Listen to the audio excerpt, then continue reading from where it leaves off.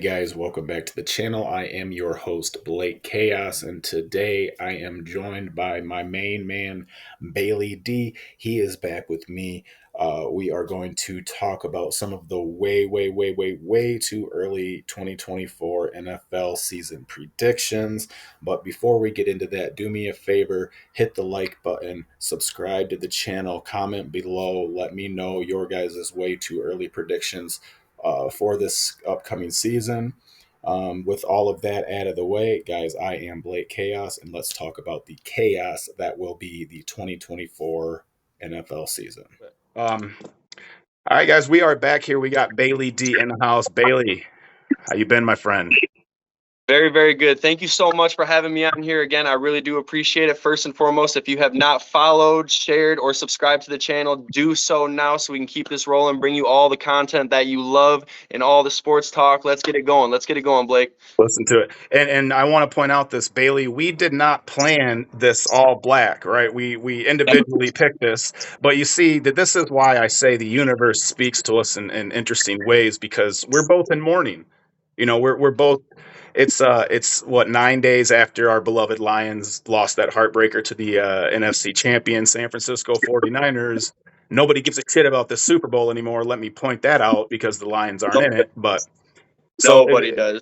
it wasn't planned, ladies and gentlemen. It was the universe speaking to you, letting you know that we are mourning, and we're going to be working on a video talking about some free agency moves that the Lions should do, some things that Brad Holmes said. So you guys stay tuned for that video. We'll have that up here in a couple of days. But hey, guys, let's get right into it. What we're going to do here in this video is we're going to talk about our way out there predictions for the 2024 NFL season. Starting it off, guys, something that I feel real sure about is the NFC East is up for grabs. I don't have faith in Philadelphia pulling it off anymore, and I think Dallas is just an implosion waiting to happen. So I'm going to go out on a limb here, Bailey, and I want to know your thoughts on it. I'm going to say that the 2024 East champions will be the Washington Commanders. That will be a very good outlook, especially because the Cowboys and the Eagles, they still have players depending on Jason Kelsey, if he will be coming back. He is a very impactful player to their franchise. I mean, Tony Pollard, he is looking to go to the Packers or the Texans, hopefully. There's a lot of transitions that they're going to need to fill, that they're going to need to kind of adjust. You can't really take out very many star players like that have been there for a while, know the game, know the book and everything, and just kind of expect to be, showcase like you are. So it is definitely going to be to see what pieces of the puzzle they switch in, switch out. They just have to make sure they keep their momentum. They have to make sure they stay on their game. They have to make sure that they keep going with it. I really would like to see the Cowboys.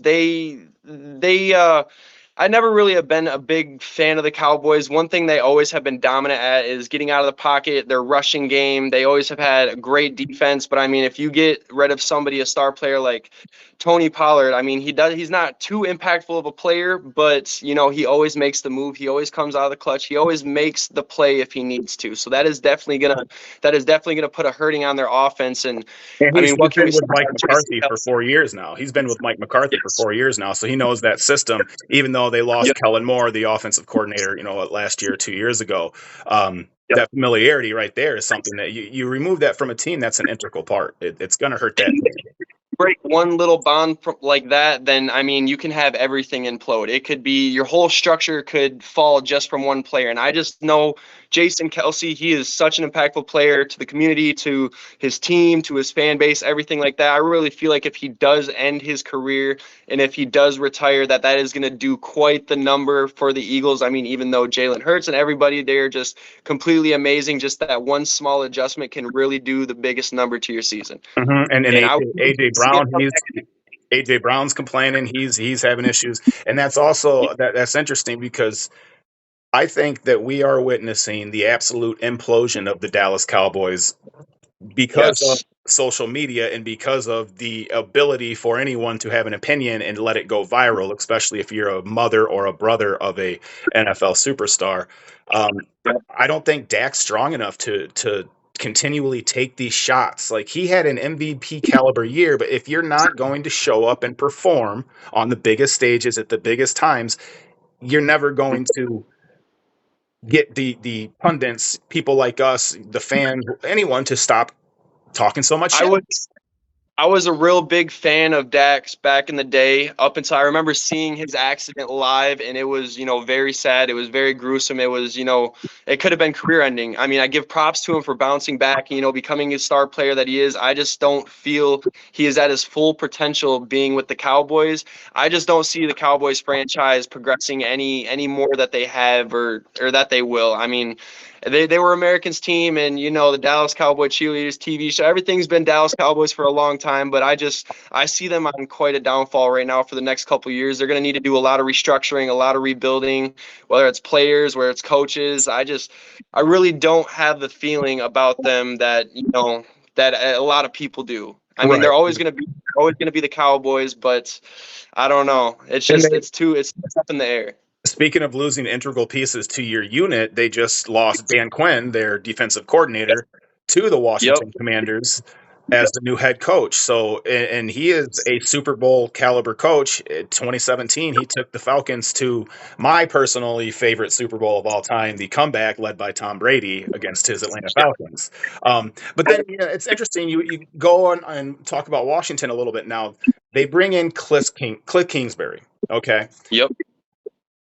I find that interesting, and we're going to tie this into our next topic after this, but that makes this draft happening in Detroit. Mind I remind everyone, this particular draft is going to be so interesting Mm-hmm. because of Caleb Williams, who Cliff Kingsbury Yep. was his head coach at USC. Now he is the offensive coordinator at the team that has the number 2 pick.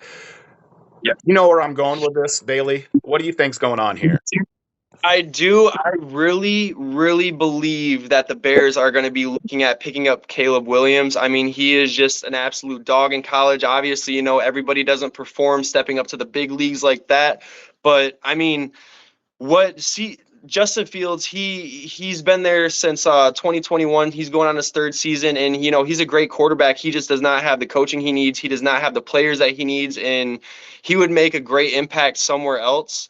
I really feel like if they brought Caleb Williams in and just started transitioning him into that starter piece, that would make a great deal for Chicago. Chicago needs, some motivation, some new structure, and I just don't feel that Justin Fields is the home that is his home. I feel like he could be so much more impactful somewhere else, to where he could actually, get some protection.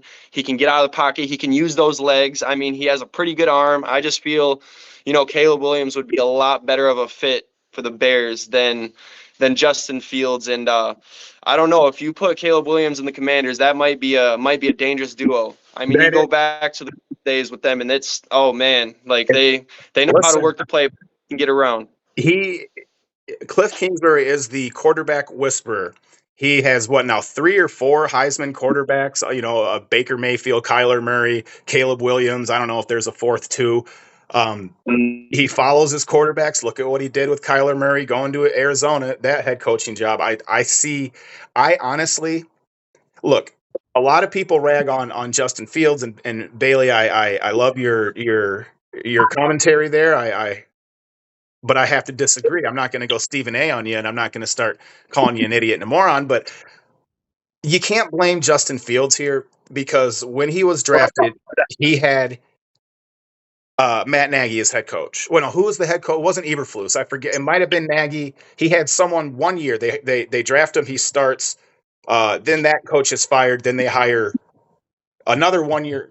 I forget. I should have looked this up. I forget. But he hasn't had a good GM, coach, offensive coordinator combination for him to develop under. So no, that's exactly what I'm saying. Like, he's a player. He's got all the props. I mean, he's got the arm, he's got the legs, he's got the movement. He can play. He's shown progression. So I think Chicago needs to go to a different puzzle, because he does not have the team he needs around him, not the support he needs around him. Like, a lot of people lost faith in Justin Fields. People die hard for the Bears, but they just don't think that is the right fit for him. And I just have to kind of agree on that. I absolutely agree in that too. I do not think he's utilized well there, but I think Chicago keeping Eberflus as their head coach, that points me in the direction of, okay, we're going to continue to develop this quarterback, because that's what Chicago's known for, is never giving a quarterback enough time, or a head coach always changing back and forth, never having the structure there, to where I feel that somewhere a deal was made between Washington and Chicago to move up or move down, to give draft picks, something, so Caleb Williams can go to Washington, or else Cliff Kingsbury would not have taken that job.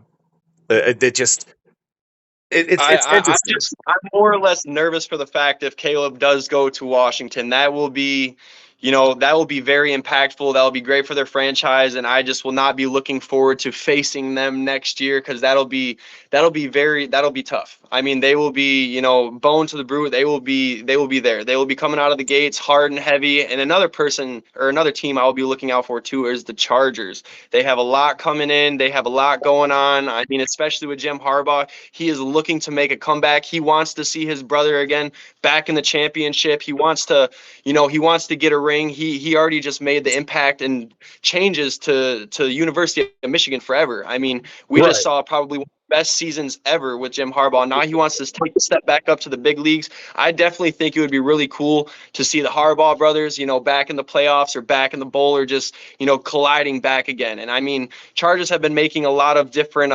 transitions. They're trying to bring a lot of people in, and I think that's going to be a real squad to take a look at next year, to keep an eye on. Yeah, they're definitely one of my teams to watch. Justin Herbert, without a doubt, is one of the best. He's top 5 quarterback in the league Hands in terms down, of even his his talent. injuries and everything like that, he has a bounce back like no other. I mean, Justin Herbert, He props to you, man. He so is talented. absolutely a dog. And then, did you also hear Harbaugh got John Mm-hmm. Harbaugh's the offensive coordinator over Yep. there with him, which he's been with he started out under Jim Harbaugh at San Francisco, then he went to John Harbaugh in Baltimore. Now Yep. he's going back to Harbaugh. So listen, that's what Harbaugh does. He builds teams. He builds champions. Him and He Pete built Carroll are the only two to ever go to a Super Bowl as a head coach in college and the NFL. Carroll won them yeah. both. Um, And like I said, losing to his brother back in 2013, he is back for vengeance. He wants to go to that Thanksgiving dinner, and he but wants to wear a ring this year. they won't they won't they won't play against each other in the Super Bowl though. They're both in the AFC. Yeah. But They still the matchup. They still just want to get back there. I mean, that would be super big for the Harbaugh name. They both have been coaching, for a long, long time, and they're both great. I mean, they have both coached, top dog teams. They both have had great impacts, and both built championship teams. Mhm. I mean, it's great just to see him moving around and trying to go to a lower, somebody not per se that, dogging on the Chargers or anything, but, just a great average team that has good impactful players that they want to put out the full potential.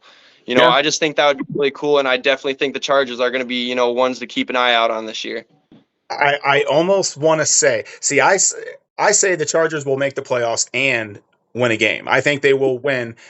If I look at the NFC or AFC West next year, I want to say so bad that the Chargers will take the AFC West. But what I've learned is you can't bet against the Chiefs in this whole Swifty action they got going on. You That's like You trying to can. fight.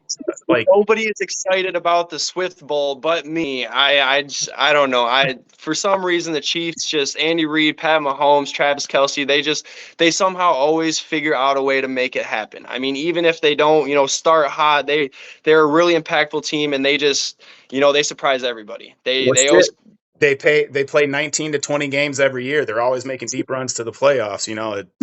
But always. listen. I think at this point it's more. I saw a stat the other day that the Taylor Swift has brought the NFL $334 million this year.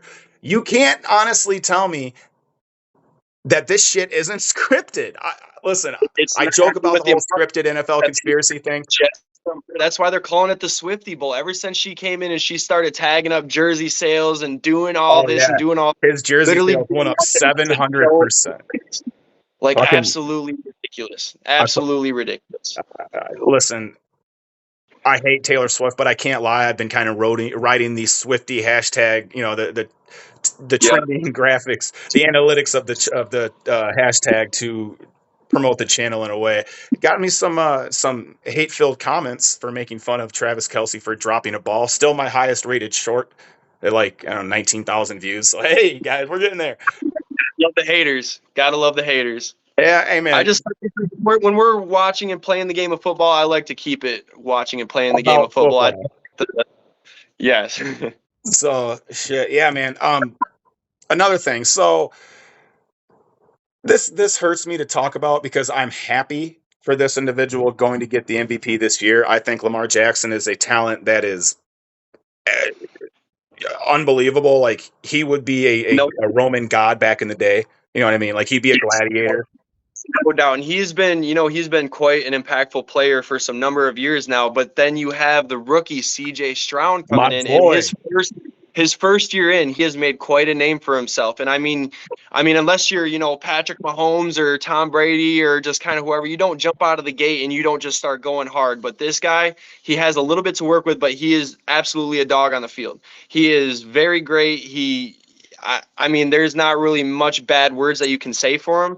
So, I mean, unless he kind of steps up when he's under pressure and, getting towards that fourth quarter of the game and starts, he just keeps it rolling, Lamar's still going to end up taking it. Lamar, he's been around the league. He's been put into situations that other players cannot, get in, get out of and make the plays. And that's why I feel like it's going to take CJ, another maybe year or two to kind of develop that MVP status. I mean, he's been in the race for rookie of the year, and no doubt. I mean, he's a great player and everything. I just think Lamar still has a couple of great years left in him that he's going to be keeping at the top of the charts. He does, but man, CJ's a great quarterback, no bad words, but Lamar, I mean, he's just no doubt. I He's love he's that.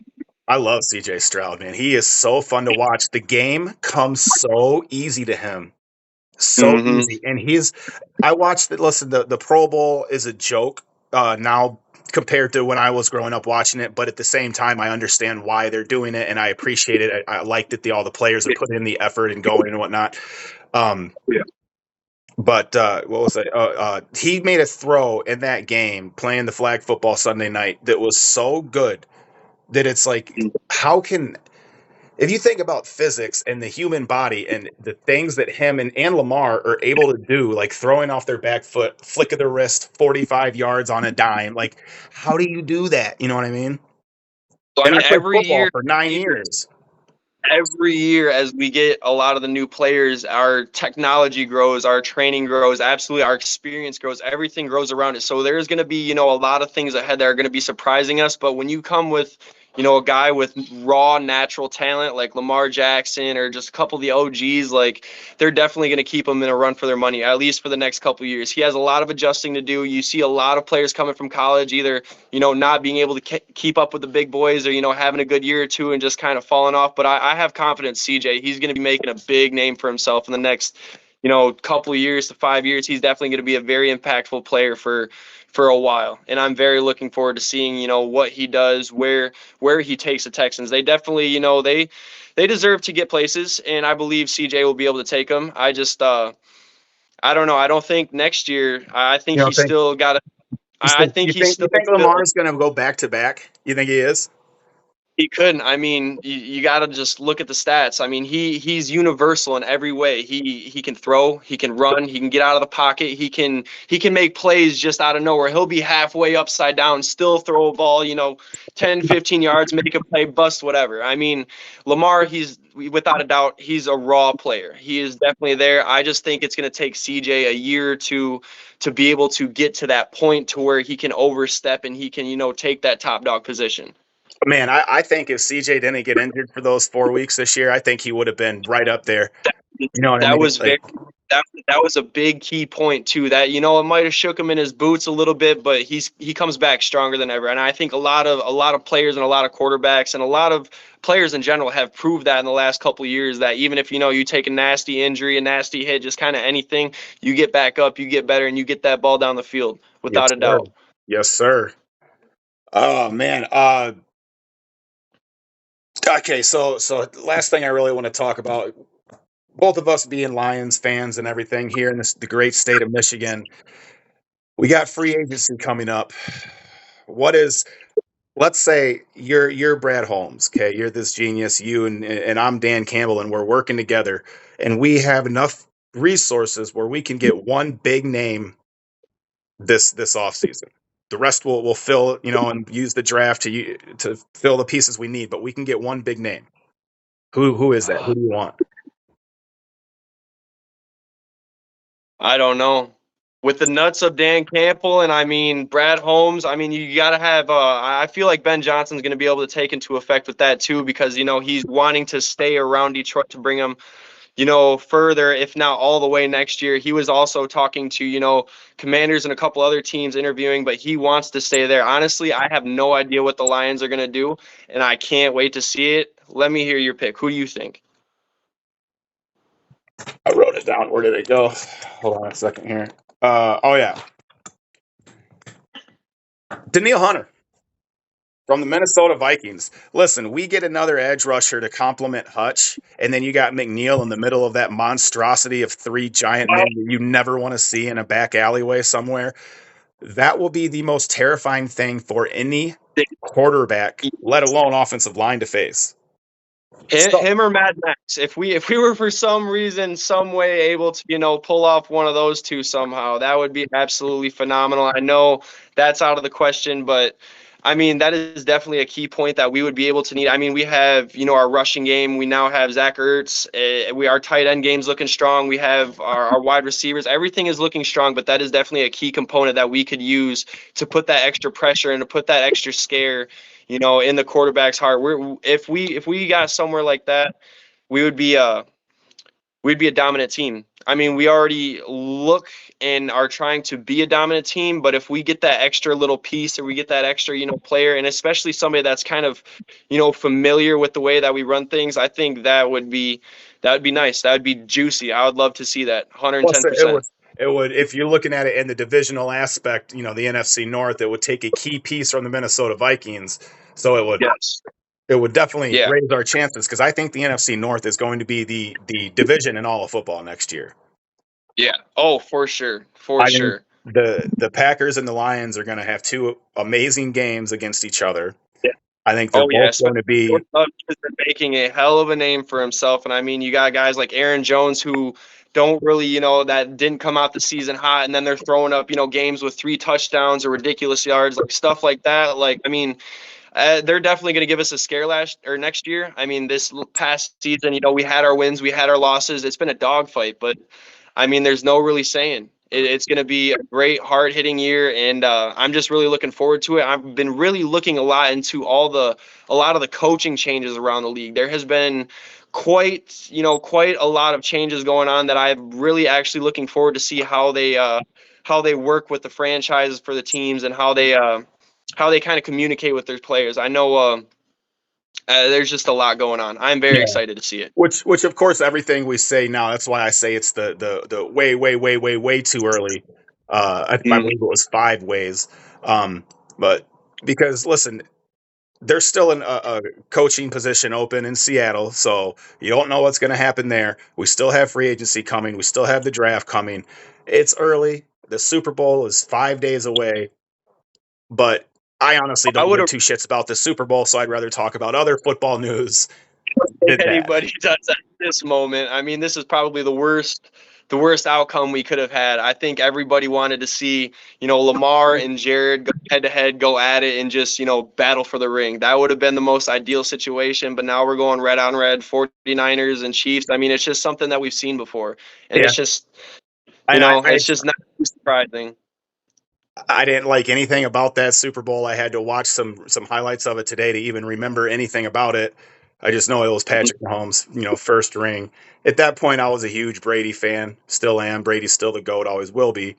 Really wish though the Falcons could have stepped up their game and they would have taken Bill Belichick on because I really think he would have done a lot for their team. I really do, and I think it's just because they're hard headed. They don't want to listen to somebody who has the experience. They want to build their own fresh startup. I mean, Which you I understand. I appreciate that. Bill Belichick, his listen, I don't want to say that I don't think he'll get a job or a coaching position next year.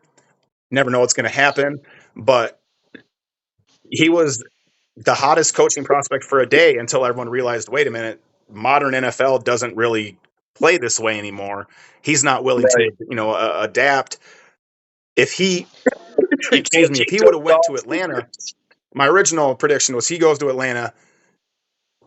Atlanta trades or Chicago trades for Atlanta's like second round pick or something and keep their first round pick, Yep. something like that.